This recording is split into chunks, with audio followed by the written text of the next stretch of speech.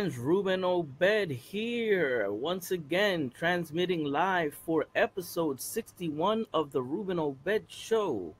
And the title for today is Most People Are Not Living Reality.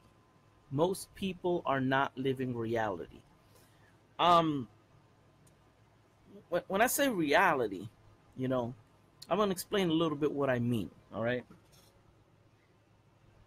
Many people have a car, all right? And they have a car because they have good credit, and they go to the dealership, and the dealership approves their car, you know and the car is financed through a bank, and people pay for it, and they say this is my car, but technically it's not your car, because if you don't pay that motherfucker off, if you don't pay that bitch, they'll take it, so it's not your car. That's the reality. See, the reality is that if credit did not exist, your ass would not be driving a $30,000 car or a $20,000 car. Because the reality is that what you earn is not enough to buy a car that costs $20,000 cash.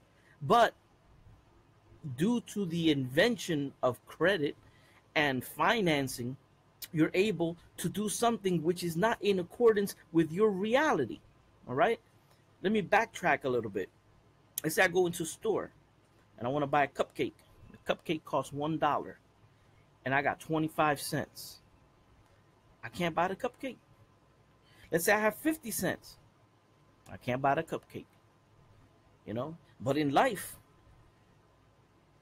has these systems that make you and that allow you to buy the cupcake without having the money for the cupcake. All right? So you see people around and they riding around in their nice car. They got their mortgages. They got this and they got that. It's not reality. Because the reality is based on your reality, based on your income, you wouldn't, if credit did not exist, you would not be able to afford the things that you have. You know, you got other people who live on Section 8. And a lot of these people, they start becoming really self-righteous. Oh, yeah, because that person and this and that. It's like, motherfucker, if Section 8 is taken away today, if the food stamps are taken away today, then you're going to be face to face with reality. The real reality, which a lot of people are living, and they're not notice. They don't notice that what they're living is a false reality. You know, um, I'm not criticizing people. I know that that's the system. I'm not criticizing anybody who has a mortgage or has a car note. No, I'm not. And don't misinterpret what I'm trying to say. But what I'm trying to say is that based on reality, if there was no credit, then people would be living in their means. You know, people would have maybe a little used car. I mean, and then you got the rich people. Obviously, they got the money; they'll buy whatever the hell they want.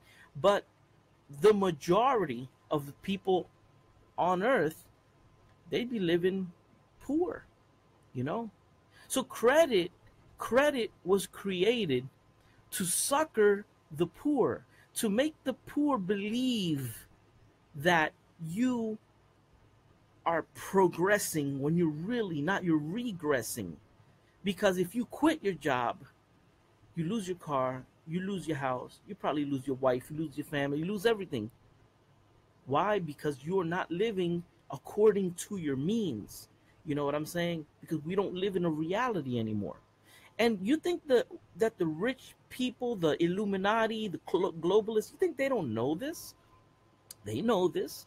They know that we are just comfortable slaves. Slavery did not end. You know, we were simply put on payroll. You know, now the reality is that if credit did not exist, the car you're driving would not cost $25,000 because manufacturers would go out of business. So they would have to they would be obligated to sell you the car at a reasonable price where you in the reality could actually save up and purchase it. you know but credit has facilitated them, the globalists, the system, for you to live a reality which is not according to your means. You know, me personally, I don't agree with that. I am very anti-system. I believe shit. I want to live off grid. I want to live like a prepper. That's me. I mean, not everybody wants to adopt that lifestyle, and I respect that. But my whole point is this: I am well aware that what reality really, really is, especially recently when the storm came here to Puerto Rico. Um, I saw reality right in the face. You know, and I saw the fact that I couldn't do shit. I couldn't even go to the bank and take out $5 or $10 because the banks didn't work. And the reality was that I was freaking hot as shit. That was the reality.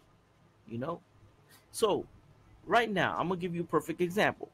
The power here, we got power, perfect. I turned this off.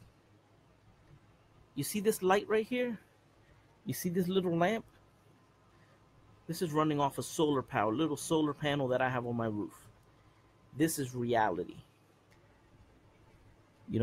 Right now, this light in particular, to me, it's worth a hell of a lot more than the electric. You see this little fan running right here? Also running off a solar panel. It's blowing cool air on me. During the storm, I didn't have these things. But right now, if the power goes out, I have some reality. It's not a big fan. It's not an air conditioner. I mean, I got my air conditioner on right now, but just give an example. But you know what? This will cool you off. This is reality. And even like stuff like the power company, that's not reality. And I learned that lesson during the storm. I learned it. I learned that lesson. And the more I think about it, the more I want to prepare myself for reality. You know, that's why I respect a lot of people who are into the whole prepper movement. I think some of them are a little paranoid, a little excessive, but um, I think reality is harder than many people think. You know, right now there's a lot of women, and I'm not saying this to bash women, but this is just a reality. A lot of women that they receive child support. And they live off of that. And if the man owes them a couple of bucks, oh, they taking them to jail and screwing them up. Okay. But when the shit hits the fan, there ain't gonna be no child support. You see, back in the day, when a man couldn't find a job and a man, didn't have money, but he was a head of a household, he come back with a big thing of bananas and some fish and a fucking, I don't know, a goat or something. That was dinner. That was the reality. That he was providing for his family. And that was respectable. But nowadays, if you don't make in the almighty dollar, you know what I'm saying?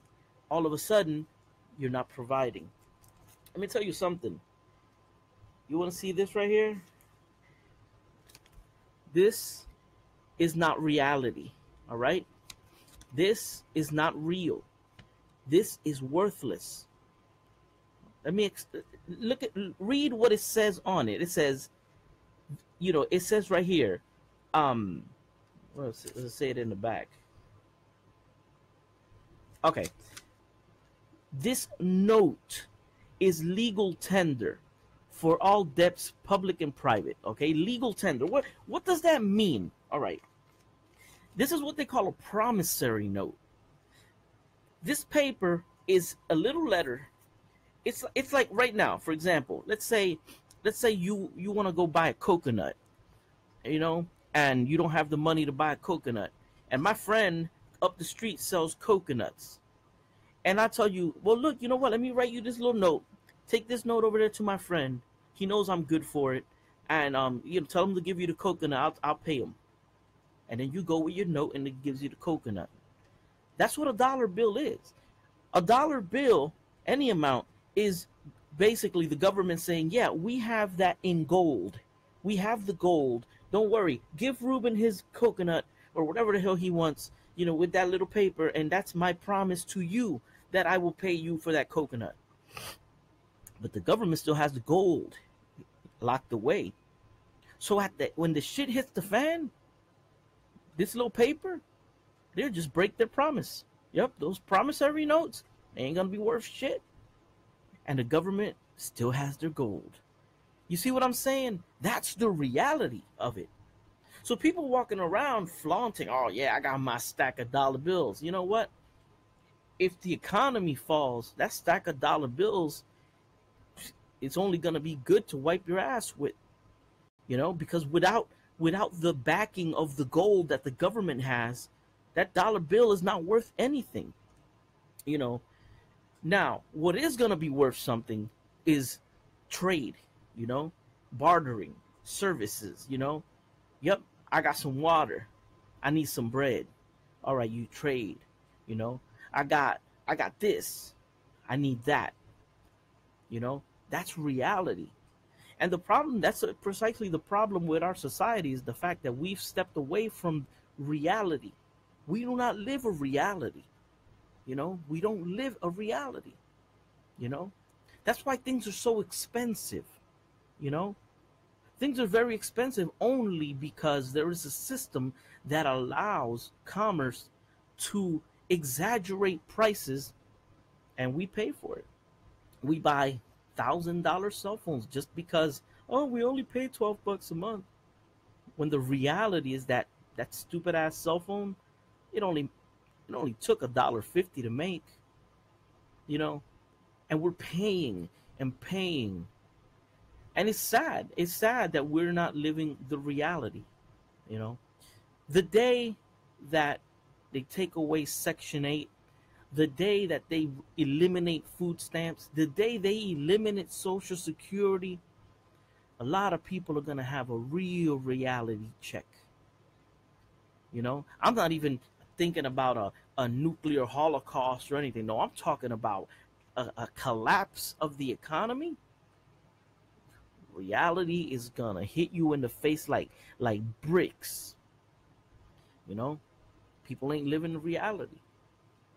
Right now there are people that are on ventilators in their homes, and that they get medical stuff. When the storm came in, they got hit with the reality.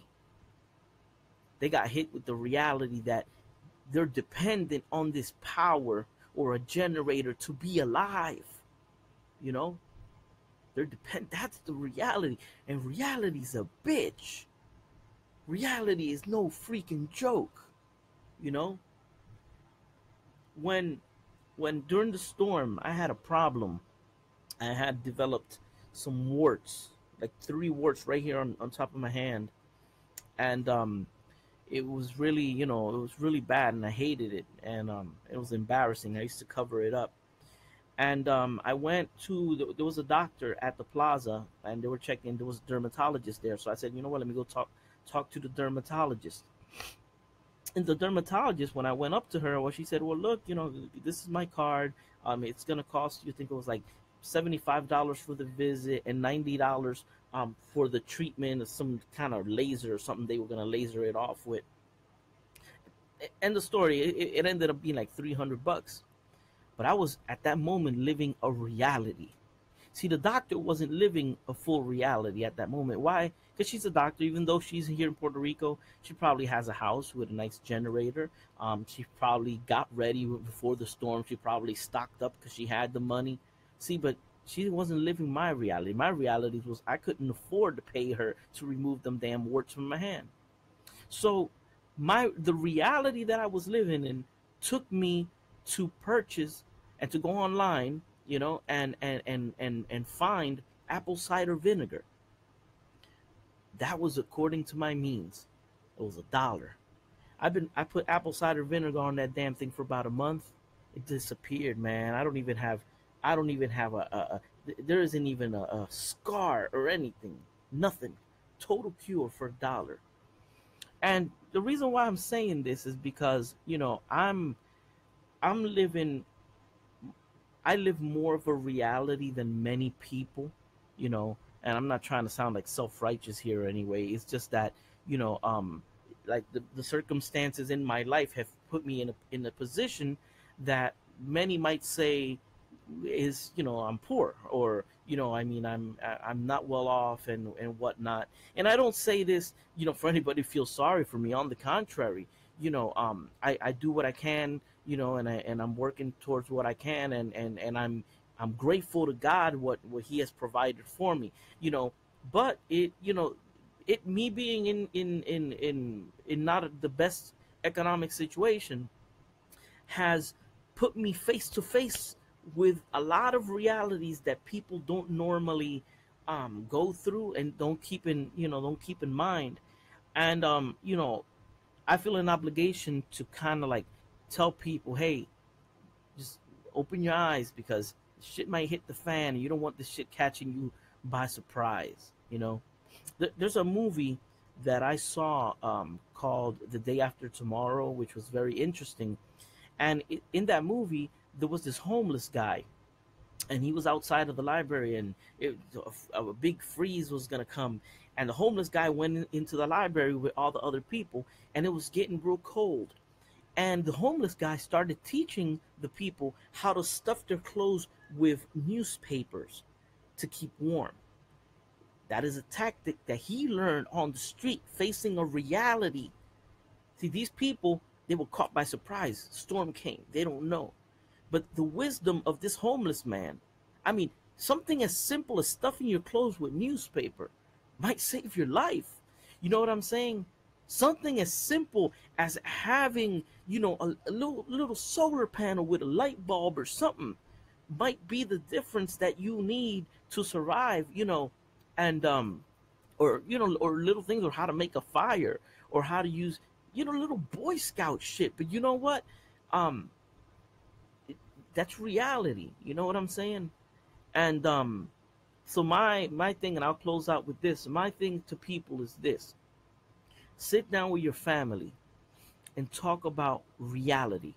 I remember one day, me and my wife and my kid, we were here, and I said, "Look, I want to show you guys something." And I went to the breaker box, and I turned all the lights off, and then we sat there for a good 5 minutes, 5-10 minutes, and I said, "You see this? This is reality." And reality fucking sucked. You know what I'm saying? It sucked. And when the storm came and I had to face the reality, I can't say that I was totally prepared for it, but I was, I think, a little bit more prepared than a lot of people, around me. So I could take it a little bit better. So yeah, that's all I want to say, people. Just keep in mind that what you're living, is a blessing. It's a blessing. It's not a reality. Your Section 8 is not a reality. Your credit is not a reality. You know, what the reality is harsh, and you can live comfortably while you can. Do it, enjoy it, but don't mistake that for the reality. Prepare yourself for the reality, because the reality will come, and it'll come by surprise, and it'll come in the form of a disease, of a storm, of an EMP attack, of a war. It will come. It's gonna come. Reality is gonna come. You better be ready for reality. So this is my advice, Ruben Obed. This is episode 61 of the Ruben Obed Show, and the subject was: most people are not living reality. Peace. Take care.